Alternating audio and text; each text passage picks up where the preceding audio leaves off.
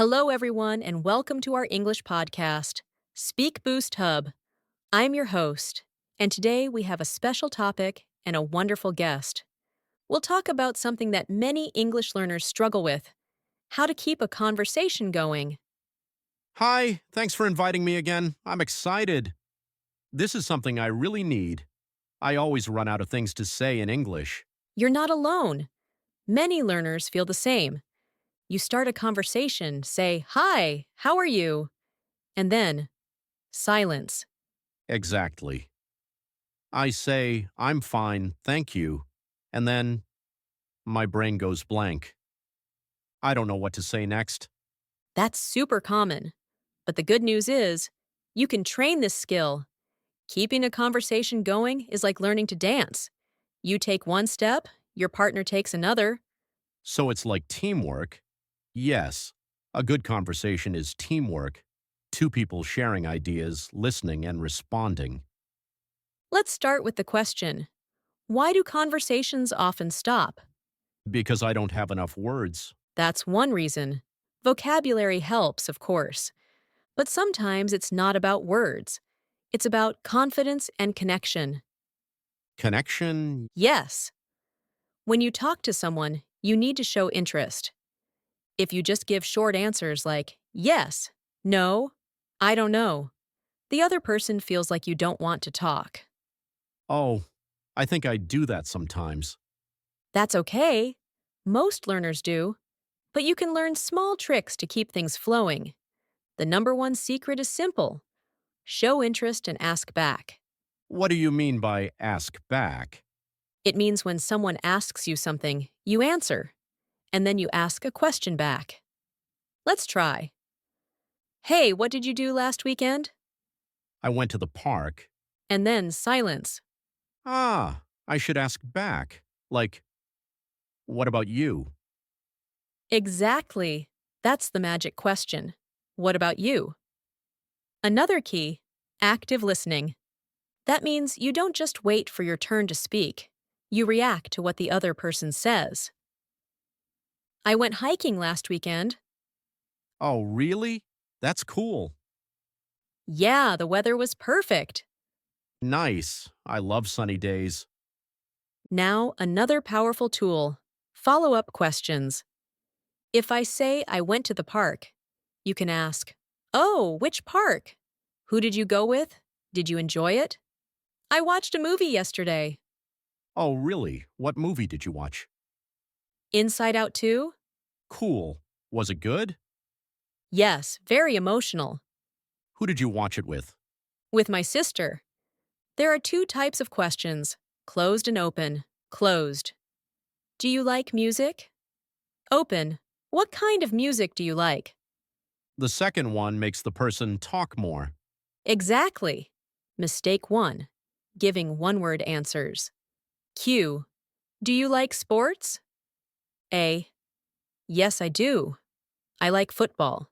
Mistake 2: asking only questions. If you just ask and never share, it feels like an interview. "Hi, is this seat taken?" No, go ahead. "Thanks. I like this place. The coffee smells great." Yeah, I come here often.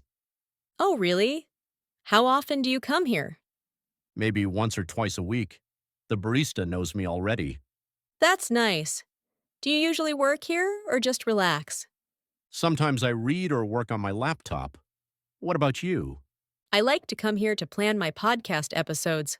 Cool. What's your podcast about? It's about learning English in real life. If someone says, "I like traveling," you can say, "Oh, me too. I went to Italy last summer." So I connect my experience to theirs. "Yes. I love your jacket." Thanks. I bought it last week "Oh, really? Where did you buy it?" at a shop downtown. When someone says, "I had a long day at work," you can say, "Oh, that sounds exhausting." Or, "I know that feeling." First, show interest and ask back. Second, react naturally. Third, use open questions. Fourth, give longer answers. Fifth, connect your experiences. Next time, we'll go deeper, expanding your answers and keeping long conversations alive. Don't be afraid to talk, just start. Even small conversations can grow into friendships. See you next time on Speak Boost Hub. Welcome back to Speak Boost Hub. If you listened to our last episode, you know we talked about how to keep a conversation going. Today, we're going to take it to the next level. How to develop your answers and sound more natural in long conversations. Hi. I really like the first part. I've been practicing small talk and I feel a little more confident now.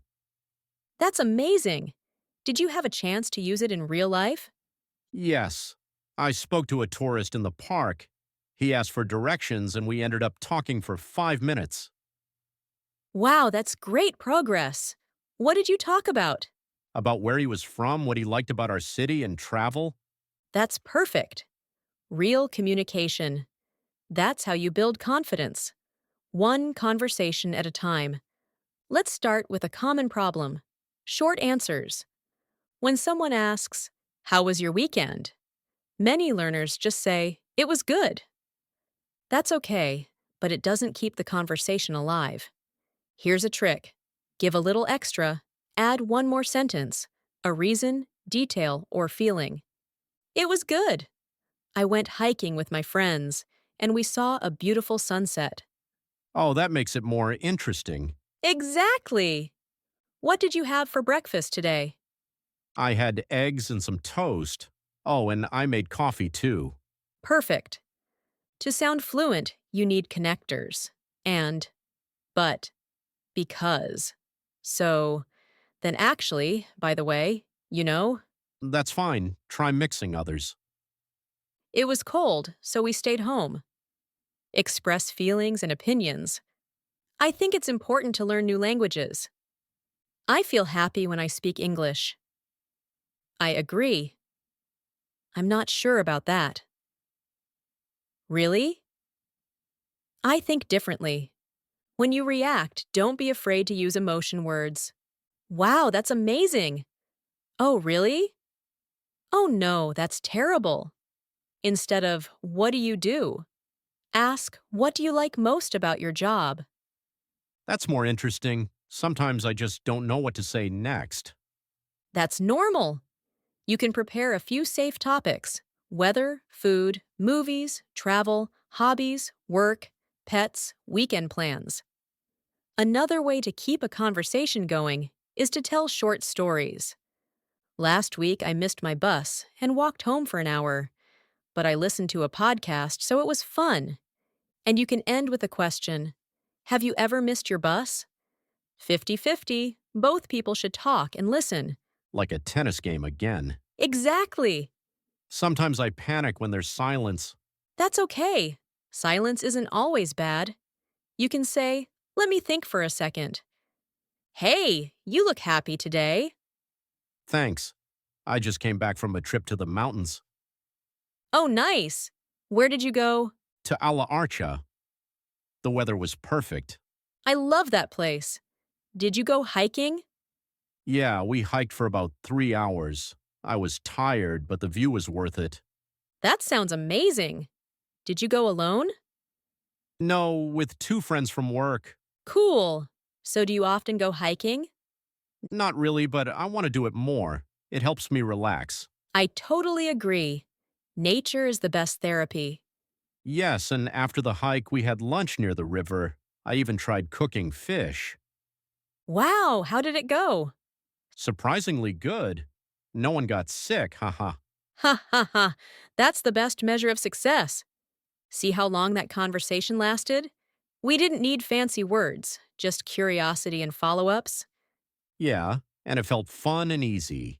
If you use these skills, even small talk can grow into friendship. That's what I want. Not just speaking practice, but real connections. English isn't just a language, it's a bridge. This week, talk to one new person, even for a minute. Start simple. Ask, "How's your day?" Or, "Do you like this place?" Then add one detail, one follow up question. And don't forget, what about you? Show interest, ask back, react naturally. Use open questions. Connect your experiences. Add details. Use connectors. Share opinions and stories. Keep balance. Don't fear silence. It's okay to make mistakes. The goal isn't perfect grammar, it's real connection. People remember how you make them feel, not how perfectly you speak. English is about people, not perfection. Much better. I used to think conversations were scary. Now I see they're like games. You just play, listen, and share. Go out there, start a chat, and see where it takes you. If you forget a word, smile. A smile is universal language. Keep practicing, keep connecting, and keep the conversation going. See you next time on Speak Boost Hub.